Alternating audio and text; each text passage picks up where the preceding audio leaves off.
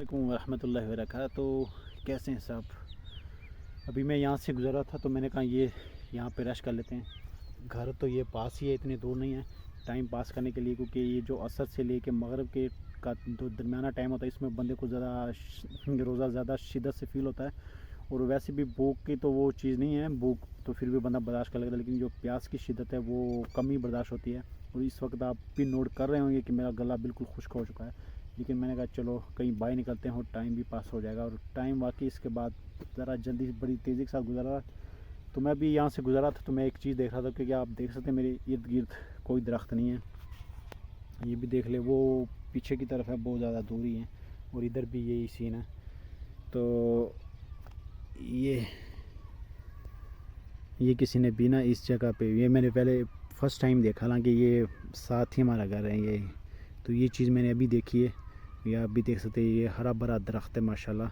अगर इसको पानी लगाया जाए टाइम से और इसकी हिफाज़त की जाए जानवरों से, तो अगर ये बड़ा होता है तो इसमें हमारे लिए बहुत बड़ा फ़ायदा है।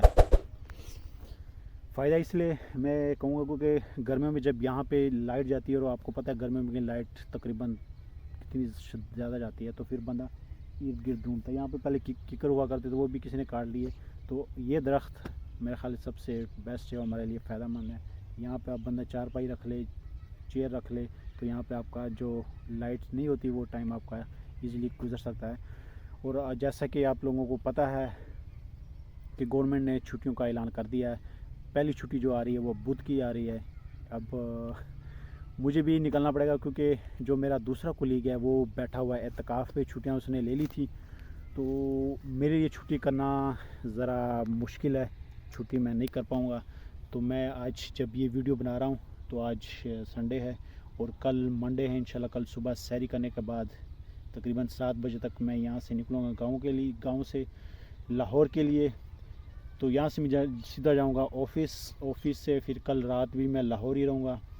परसों मंगलवार दिन ऑफ़िस फिर 4 बजे मैं निकलूँगा लाहौर से गाँव की तरफ, क्योंकि जो रमज़ान में हमारी टाइमिंग होती है ऑफ़िस की, वो टाइमिंग उसकी होती है 9 से 4 बजे। लेकिन यहाँ पे मैं कल भी दोस्तों को यही बता रहा था कि छुट्टियों का जो लास्ट टाइम इन्होंने छुट्टियाँ दी थी, इंतहाई मैं कहता हूँ कि ख़तरनाक ही इसको कह सकते हैं। अगर एक दिन पहले दी जाती और पीछे से एक दिन कम कर दिया जाता, मेरा ख्याल है वो ठीक था। लेकिन स्टार्ट में जैसे कि बुध की पहली छुट्टी, अगर बुध की ईद होती है, चांद नज़र आता है और बुध की ईद होती है, और जो लोग मुसाफिर है यहाँ पे भी आसपास जो फैक्ट्रियाँ हैं, वहाँ पे कोई डेरा गाजी खान से, कोई रहीम यार खान से, कोई कहाँ से लोग आए हुए हैं, तो उनके लिए जाना बड़ा मसला हो जाएगा। एक तो ट्रांसपोर्टर फिर आपको पता कितना शदीद लूटते हैं, वो लोगों की बेचारों को उनका फ़ायदा उठाते हैं, उनकी जो परेशानी का ना। तो जो किराया 1000 रुपये होगा वो 2-3 हज़ार रुपये इन्होंने बढ़ा देना है, और बहुत शदीद लूटते हैं। क्योंकि मैं इस चीज़ का खुद शिकार हुआ हूँ। जब मैं लोकल जाता था यहाँ से लाहौर से गाँव, तो लोकल ये सीन जिस तरह ये छुट्टियाँ आती ईद की या मुहर्रम वगैरह की, तो जहाँ पे ट्रांसपोर्ट, जहाँ पे 100 रुपये किराया होता था, वहाँ पे 300 रुपये किराया। और वहाँ पे गाड़ियाँ इतना, यहाँ की जितनी भी यहाँ की गाड़ियाँ वहाँ पे जाके खड़ी हो जाती लाहौर में अड्डे पे, ठोकर पे। तो वहाँ पे सवारियाँ इकट्ठी होती बहुत ज़्यादा हो जाती। फिर वो जब देखे कि सवारियाँ ज़्यादा हो गई, अब इन्होंने किसी सूरत भी इनकार नहीं करना, हम चाहे 400-500 भी मांगेंगे तो ये हमें पैसे देंगे। तो फिर वो क्या करते हैं उस वक़्त, फिर गाड़ियाँ वो निकालना शुरू कर देते हैं। फिर वो 100 रुपया किराया नहीं लेंगे, वो फिर आपसे 200, 250, 300, 400 तक किराया वो लेते हैं। उनको पता है मजबूरी है, इन्होंने जाना है, तो फिर इस मजबूरी का फ़ायदा उठाते हैं।